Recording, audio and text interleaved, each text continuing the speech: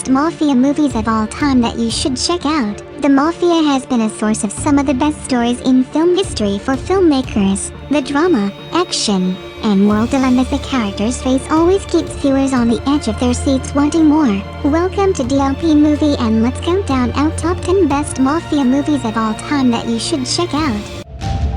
Once Upon a Time in America. Epic, episodic tale of the lives of a small group of New York City Jewish gangsters spanning over 40 years. Told mostly in flashbacks and flash-forwards, the movie centers on small-time hood David Noodles Aronson and his lifelong partners in crime, Max, Colguy and Patsy, and their friends from growing up in the rough Jewish neighborhood of New York's Lower East Side in the 1920s, to the last years of Prohibition in the early 1930s, and then to the late 1960s, where an elderly Noodles returns to New York after many years in hiding to look into the past. He's gonna do this. He's gonna do it with or without you. It began as a dream. The Untouchables. 1920s Prohibition Chicago is corrupt from the judges downward, so in going up against Al Capone, Treasury Agent Elliot Ness picks just two cops to help him at his accountant colleague. One is a sharpshooting rookie, the other a seen-it-all beat man. The four of them are ready to battle Capone and his empire, but it could just be that guns are not the best way to get him. What am I? What draws my admiration? What is that which gives me joy? Music.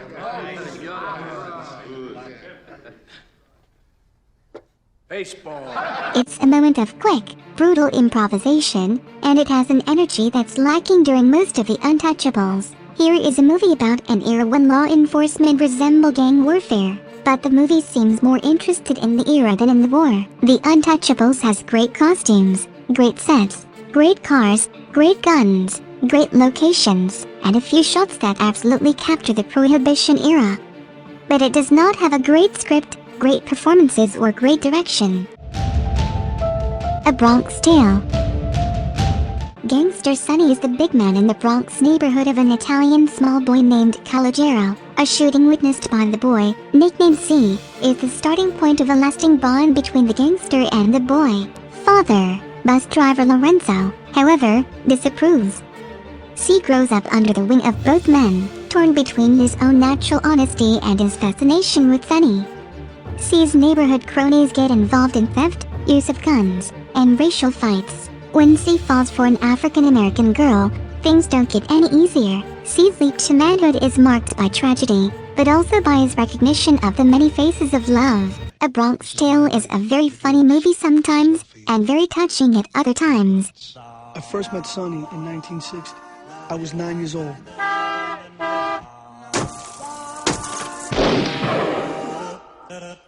It is filled with life and colorful characters and great lines of dialogue, and De Niro, in his debut as a director, finds the right notes as he moves from laughter to anger to tears. What's important about the film is that it's about values. The Departed.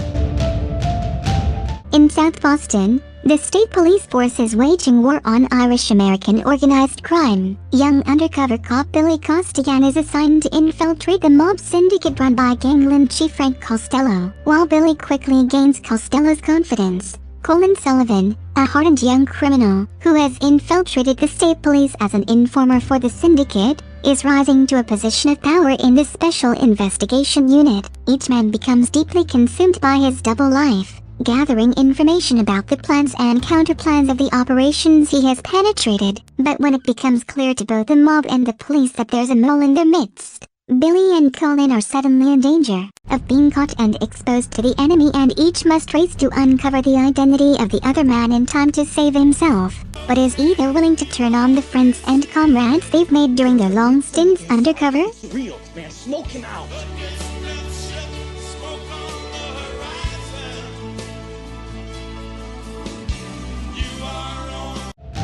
Donnie Brasco.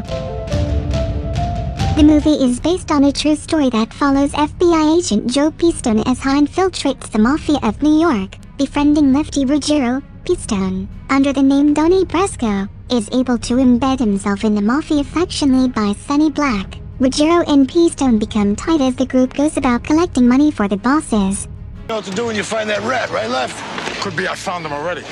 In our thing, you get sent for, you go in alive, you come out dead, and it's your Eventually, best friend that the does group becomes big time when Black himself becomes a boss, all the while Keystone collects evidence. However, the trials and tribulations of the undercover work become more than Keystone can bear. His marriage falls apart, and to top it off, the Mafia suspect a mole in the organization. The real dilemma is afforded to Keystone. Who knows if he walks away from the Mafia, Ruggiero will be the one punished. The psychological dimensions of the story remain underrealized, but the loaded central premise and intimate focus the film sustains combine for a very involving and dramatic piece of crime lore that should generate solid late winter biz. Scarface. An update of the 1932 film, Scarface, 1983, follows gangster Tony Montana and his close friend Manny Ray from their trip on the Cuban boat Live for Refugees to their arrival in Miami. After killing a powerful Cuban figure, Montana and company gain the ability to leave the refugee camps and roam around the U.S.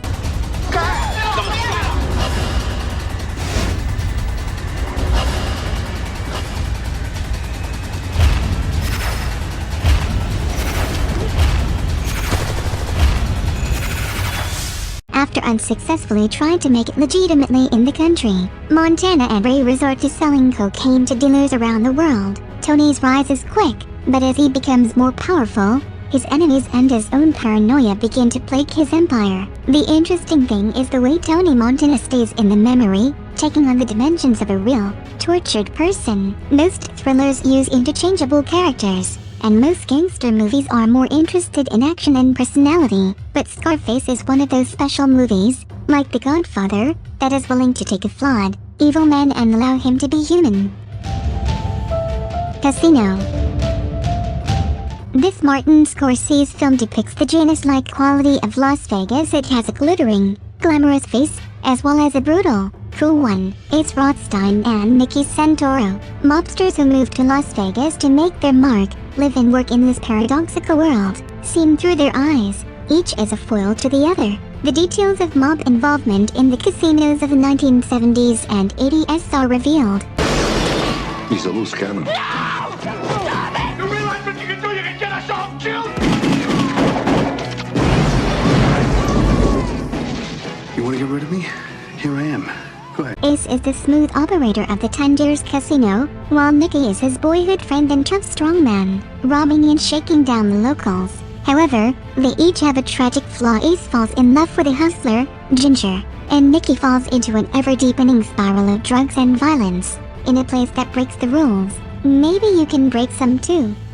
For those with a gambler mentality, it's actually less reassuring to know that giant corporations, financed by bonds and run by accountants, operate the Vegas machine. They know all the odds, and the house always wins. With Ace in charge, who knows what might happen?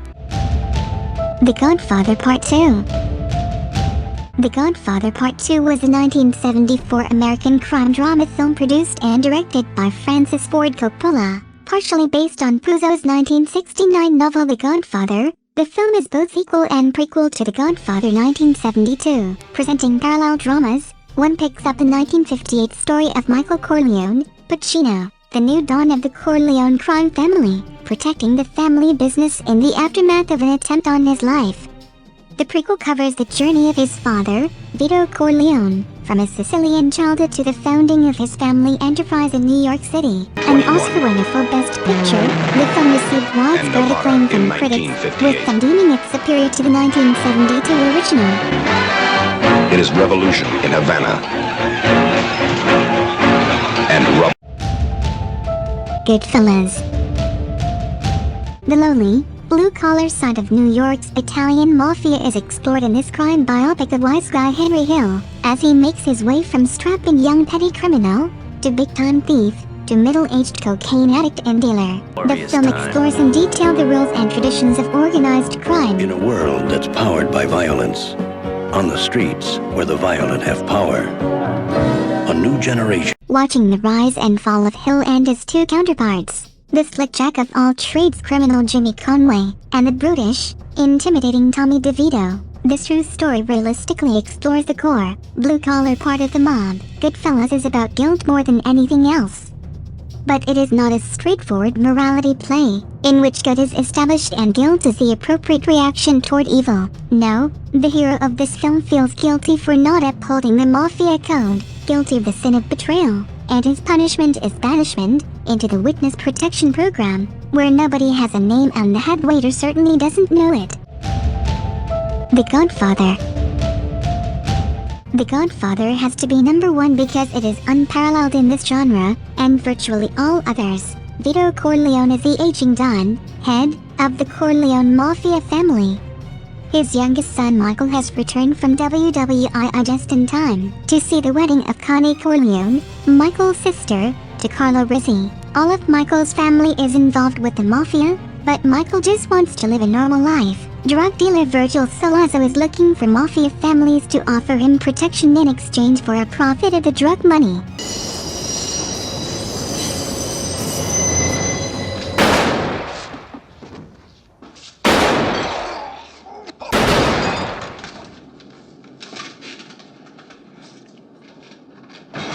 He approaches Don Corleone about it, but, much against the advice of the Don's lawyer Tom Hagen, the Don is morally against the use of drugs, and turns down the offer. This does not please Sollozzo, who has the Don shot down by some of his hitmen. The Don barely survives, which leads his son Michael to begin a violent mob war against Sollozzo and tears the Corleone family apart. What is your favorite movie from the list? Let us know below and do not forget to subscribe.